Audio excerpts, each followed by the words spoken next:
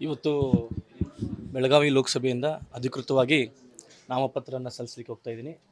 ನಮ್ಮ ಮನೆಯ ಪರಂಪರೆಯಂತೆ ಸುಳೆಬಾವಿ ಮಹಾಲಕ್ಷ್ಮೀ ದೇವಿಯ ಆಶೀರ್ವಾದವನ್ನು ಪಡೆದು ಹಾಗೂ ಹಿಂಡಲ್ಗ ಗಣೇಶನ ಆಶೀರ್ವಾದ ಪಡೆದು ಎಲ್ಲ ಗುರುಗಳ ಏನು ಮನೆಗೆ ಇವತ್ತು ಬಂದಿದ್ದರು ಪ್ರತಿಯೊಬ್ಬರ ಆಶೀರ್ವಾದವನ್ನು ಪಡೆದು ನಮ್ಮ ಜನಸಾಮಾನ್ಯರ ಎಲ್ಲರ ಆಶೀರ್ವಾದ ಪಡೆದು ಇವತ್ತು ನಾಮಪತ್ರ ಸಲ್ಲಿಸಲಿಕ್ಕೆ ಹೋಗ್ತಾ ಇದ್ದೀನಿ.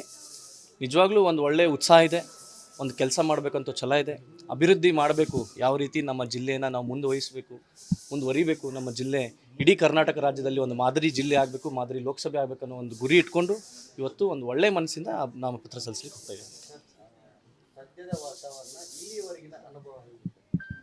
ಇಲ್ಲಿವರೆಗಿನ ಅನುಭವ ಅಂದರೆ ಬಹಳಷ್ಟು ಜನರ ಹತ್ರ ಹೋಗ್ತಾ ಇದ್ದೀನಿ, ಬಹಳಷ್ಟು ಪ್ರತಿಯೊಂದು ವರ್ಗದ ಜನರ ಹತ್ರ ಭೇಟಿ ಆಗ್ತಾನೆ. ಪ್ರತಿಯೊಂದು ವರ್ಗದ ಜನರ ಒಂದೇ ಒಂದು ಬಯಕೆ ಏನೋ, ಈ ಬಾರಿ ಬದಲಾವಣೆ ಗಾಳಿ ಬೀಸ್ತಾ ಇದೆ.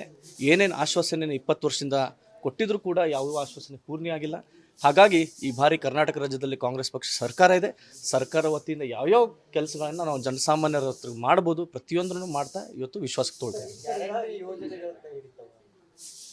ನಮ್ಮ 5 ಗ್ಯಾರಂಟಿಗಳು ಕೈ ಹಿಡಿತವೆ. ಪ್ರತಿಯೊಬ್ಬ ಕಾರ್ಯಕರ್ತನ ಶ್ರಮನೂ ಕೈ ಹಿಡಿತ, ಪ್ರತಿಯೊಬ್ಬ ನಾಯಕರ ಶ್ರಮನೂ ಕೈ ಹಿಡಿತ ಅಂತ ಹೇಳಿಕ್ಕೆ ಬಯಸ್ತೇನೆ.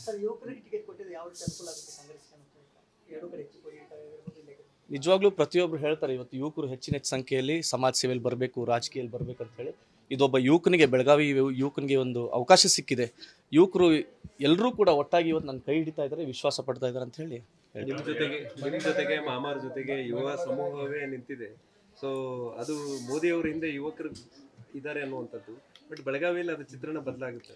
ನಿಜವಾಗ್ಲೂ ಇವತ್ತು ಮನೆ ಮಗನಾಗಂತೂ ಸ್ವೀಕಾರ ಮಾಡಿದ್ದಾರೆ. ಯಾಕಂದರೆ ಅಷ್ಟೊಂದು ಪ್ರೀತಿ ಅವ್ರ ಮುಖದಲ್ಲಿ ಕಾಣುತ್ತೆ. ಯುವಕರ ಪಡೆ ಭಾಳ ಹೆಚ್ಚಿನಿಂದ ದೊಡ್ಡದಾಗಿದೆ. ಯಾಕಂದರೆ ನಾನಾಗಲಿ ನಮ್ಮ MLC ಅವರಂಥ ಚಂದ್ರರಾಜ್ ಹಟ್ಟಿಹೊಳಿಯವರಾಗಲಿ ಪ್ರತಿಯೊಂದು ಯುವಕರ ಕಷ್ಟ ಸುಖದಲ್ಲಿ ನಾವು ಯಾವತ್ತಿದ್ರೂ ಭಾಗಿಯಾಗಿರ್ತೀವಿ. ಅವ್ರ ಗಣೇಶ ಹಬ್ಬ ಆಗಿರ್ಬೋದು, ದೀಪಾವಳಿ ಹಬ್ಬ ಆಗಿರ್ಬೋದು, ದಸರಾ ಹಬ್ಬ, ನಮ್ಗೆ ಯಾವ್ಯಾವಾಗ ಅವ್ರವ್ರ ಏರಿಯಾದಲ್ಲಿ ಕರೀತಾರೋ, ಯಾವ್ಯಾವಾಗ ಅವ್ರವ್ರ ಕಾರ್ಯಕ್ರಮಕ್ಕೆ ಕರೀತಾರೋ ಭಾಳ ಪ್ರೀತಿಯಿಂದ ನಾವಿಬ್ಬರು ಪಾಲ್ಗೊಂಡಿರ್ತೀವಿ. ಹಾಗಾಗಿ ಭಾಳ ಮೊದಲಿಂದನೂ ಕೂಡ ಯುವಕರ ಸಂಬಂಧ ನಮ್ಮ ಜೊತೆಗೆ ಭಾಳ ಚೆನ್ನಾಗಿದೆ. ಈ ಬಾರಿ ಯುವಕರು ಕೈ ಹಿಡಿತಾರೆ, ಯುವಕರೇ ಬಾರಿ ಕಾಂಗ್ರೆಸ್ ಪಕ್ಷದ ಅಭ್ಯರ್ಥಿ ಆದಂಥವ್ರನ್ನ ಗೆಲ್ಲಿಸ್ತಾರೆ ಅಂತ ಹೇಳಿ ನಾವು ವಿಶ್ವಾಸ ಮಾಡ್ತೀವಿ.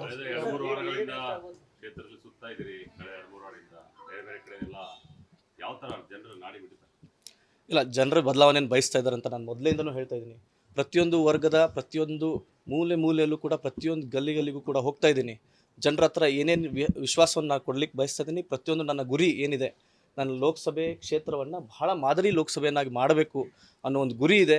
ತಾಯಿಯವರು ಮಾಡಿದಂಥ ಒಂದು ಒಳ್ಳೆಯ ಕೆಲಸ, ಸತೀಶಣ್ಣ ಜಾರಕಿಹೊಳಿಯವ್ರ ಸಾಹೇಬ್ರ ಆಶೀರ್ವಾದದಿಂದ ಪ್ರತಿಯೊಬ್ಬರ ಮನೆ ಬಾಗಿಲಿಗೆ ಇವತ್ತು ಹೋಗ್ತಾ ಇದ್ದೀನಿ. ಬಹಳ ಪ್ರೀತಿಯಿಂದ ಬರಮಾಡ್ಕೊಳ್ತಾ ಇದ್ದಾರೆ.